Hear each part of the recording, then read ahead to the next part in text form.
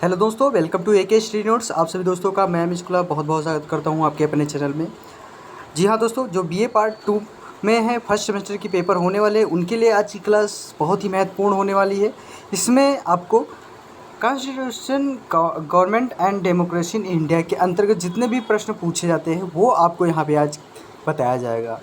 और आज आपके बीच में बहुत ही लाजवाब प्रश्न लेके आया हूँ और इसको आप लोग ज़रूर देखिए वीडियो को, क्योंकि इसमें आपको जो प्रश्न लेके आया हूँ वो आपको यहाँ से एक एक नंबर के लिए ढूंढना नहीं है। इसमें आपको सारा चीज़ बता दिया जाएगा और जो भी आपको समझ में नहीं आएगा तो आप लोग कमेंट बॉक्स में कमेंट करके बताइए, उसमें आपको फिर से टॉपिक दिया जाएगा।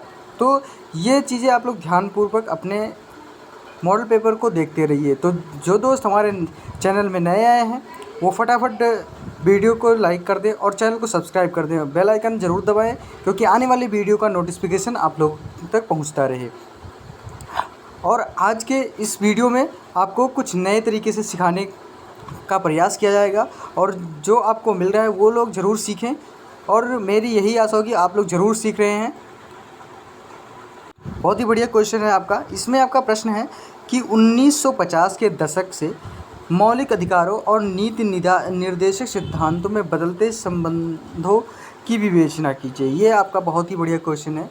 इसमें मौलिक अधिकार और नीति निर्देशक तत्व के बारे में बताया जाएगा। पहले तो आप कहता है मौलिक अधिकार। मौलिक अधिकार में आपको लिखना है कि पाश्चात्य संविधानवाद में मौलिक अधिकारों की धारणा का उदय जनता, विशेषतः मध्यम वर्ग को शासक वर्ग की निरंकुशता से बचाने के लिए हुआ है। भारत में भी इन अधिकारों की पृष्ठभूमि यही थी कि मौलिक अधिकारों की जो व्यवस्था है उसको व्यवस्था करते समय संविधान निर्माता तथा परिचित थे कि जिस पृष्ठभूमि से अमेरिकी अधिकार पत्र का जन्म दिया था उसके दिन अब लद चुके हैं तथा उसका स्थान कल्याणकारी राज्य की धारणा ने ले लिया है। परंतु संविधान निर्माताओं का विचार था कि भारत में लोक कल्याणकारी राज्य के दायित्वों को पूरा करने की आर्थिक क्षमता नहीं है और अपनी इस धारणा के आधार पर अधिकारों के दो भागों में बांटा है। पहला तो आपका था वादोग्य अधिकार और दूसरा आपका था अवादोग्य अधिकार। ये आपके मौलिक अधिकार में है।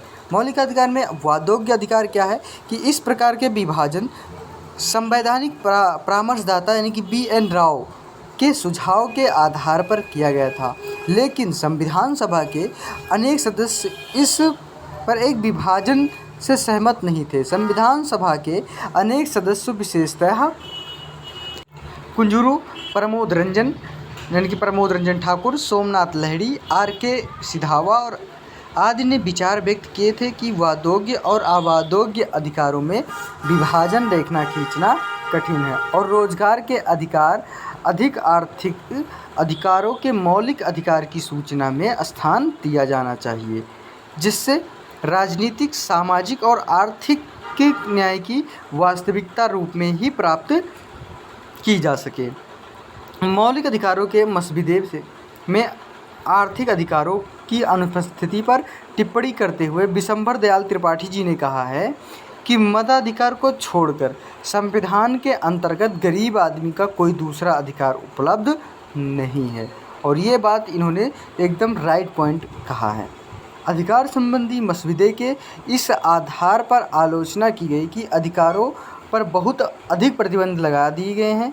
इस प्रकार का विचार कुंजरू, HB कामत, सोमनाथ लहड़ी और बख्शी टेकचंद्र, महावीर त्यागी और अन्य अनेक सदस्यों द्वारा व्यक्त किया गया, लेकिन सरदार पटेल और NG रंगा आदि सदस्यों द्वारा इन प्रतिबंधों को औचित्यपूर्ण बताया गया। इन प्रतिबंधों को आधार बतलाते हुए श्री मुंशी ने संविधान सभा में कहा कि सभा के अधिकांश सदस्य व्यक्तिगत स्वाधीनता की अपेक्षाकृत सामाजिक नियंत्रण को स्थापित करने के लिए अधिक चिंतित हैं और इसी दृष्टिकोण से के आधार पर संविधान के 21वें अनुच्छेद में कानून की उचित प्रक्रिया, जो हमारा जो अनुच्छेद 21 है, इसमें आपको कानून की उचित प्रक्रिया शब्दों के स्थान पर कानून की द्वारा स्थापित प्रक्रिया छोड़कर अन्य शब्दावली को अपनाया गया है। उसके में जिस अधिकार द्वारा यानी जिस अधिकार और धारा ने संविधान में सबसे अधिक विवाद को जन्म दिया वह संपत्ति का अधिकार और उससे संबंधित अनुच्छेद 31 से 31 था। यानी कि जो संपत्ति का अधिकार था वो अनुच्छेद 31 था। 19 मार्च 1955 में को संसद के चौथे संवैधानिक संशोधन पर डॉक्टर अंबेडकर के भाषण का यह अंश उल्लेखनीय है। जब 31वें अनुच्छेद की रचना हो रही थी उस समय कांग्रेस दल अपने भीतर इस तरह विभाजित था कि हम वह नहीं जानते थे कि हम क्या करें, उसमें क्या व्यवस्था करें और क्या व्यवस्था ना करें। यानी कि जब उन्होंने 31वें संविधान संशोधन का जब गठित हो रहा था तो कांग्रेस में जो फूट थी यानी कि उसमें एकत्र जुटता नहीं था। वो उनको ये समझ में आया कि हम इस व्यवस्था इसमें हम क्या करें और क्या ना करें, यानी उस व्यवस्था को हम क्या करें क्या ना करें, यानी किस निर्णय पर हम लोग अग्रसर हों, किस अग्रसर पर अग्रसर ना रहें। संविधान सभा में व्यक्त किया गया कि एक दृष्टिकोण व्यक्ति के आधार से यानी कि एक दृष्टिकोण के व्यक्ति के अधिकार से संबंधित था तो दूसरा सामाजिक हित से संबंधित। यानी संविधान सभा का जो व्यक्त किया गया तो एक दृष्टिकोण के व्यक्ति के आधार पर संबंधित था और दूसरा उसके सामाजिक हित पर। संपत्ति के अधिकार की व्यवस्था इस रूप में की गई कि इन दोनों परस्पर विरोधी दृष्टिकोणों से समन्वय स्थापित हो। इसके साथ ही इस विचार को अपनाया गया कि अंतिम विश्लेषण में संतुलन स्थापित करने वाली सत्ता का निवास प्रभुत्वपूर्ण विधानमंडल में ही होना चाहिए। न्यायपालिका ब्यौरे की जांच करे किंतु मूल सिद्धांतों की नहीं। संविधान सभा के कुछ सदस्यों विशेषतः जैसे काजी सैयद करीमुद्दीन, हरि विष्णु कामत यानी प्रोफेसर नसीरुद्दीन और के.टी. शाह आदि ने इस बात पर बल दिया कि इन सिद्धांतों की क्रियान्वयन राज्य के लिए अनिवार्य होना चाहिए। इसी बात को ध्यान में रखते हुए संशोधन प्रस्तुत किया गया कि शीर्षक में निर्देशक के स्थान पर मौलिक शब्द का प्रयोग किया जाए और डॉक्टर अंबेडकर और अन्य सदस्यों द्वारा इस प्रकार के संशोधन और उनके पीछे भावना को अस्वीकार कर दिया। जो डॉक्टर भीमराव अंबेडकर थे ये इन्होंने इस संशोधन को अस्वीकार कर दिया और उनके द्वारा कहा गया कि मौलिक शब्द का प्रयोग अनावश्यक है क्योंकि मौलिक शब्द का प्रयोग न करते हुए भी राज्य व्यवस्था के मौलिक सिद्धांतों के रूप में ही मान्यता प्रदान की गई। द्वितीय, इन सिद्धांतों का प्रयोजन आने वाली व्यवस्थापिकाओं और कार्यपालिकाओं को का निर्देश देना ही है और इस दृष्टि से निर्देशक शब्द ही उचित है। इन तत्वों का उद्देश्य आर्थिक सामाजिक न्याय की प्राप्ति हो ही कहा जा सकता है, लेकिन इस संबंध में की गई समस्त व्यवस्था में स्पष्टता को अपनाने के बजाय अस्पष्टता को बनाए रखना ही उचित समझा गया। उदाहरण के लिए संविधान निर्माताओं ने न्यायपालिका और कार्यपालिका से अलग करने के संबंध में 3 वर्ष की समय सीमा प्रस्तावित की थी, लेकिन अंतिम रूप में टी.टी. कृष्णमाचारी आदि के विचार को अपनाया गया कि समय सीमा की आवश्यकता नहीं है और पृथक्करण के विचार की अभिव्यक्ति मात्रा ही पर्याप्त है। संविधान सभा के कुछ मुस्लिम सदस्यों ने एक समान नागरिक संहिता पर आपत्ति की थी और कहा था कि इससे मुसलमानों के धार्मिक अधिकारों पर चोट पहुंची है। श्री मुंशी ने इन आलोचनाओं को उत्तर देते हुए कहा है कि संविधान सभा ने धर्मनिरपेक्षता के सिद्धांत को पहले से ही मान्यता दे रखी है और व्यवस्था उसके अनुकूल है।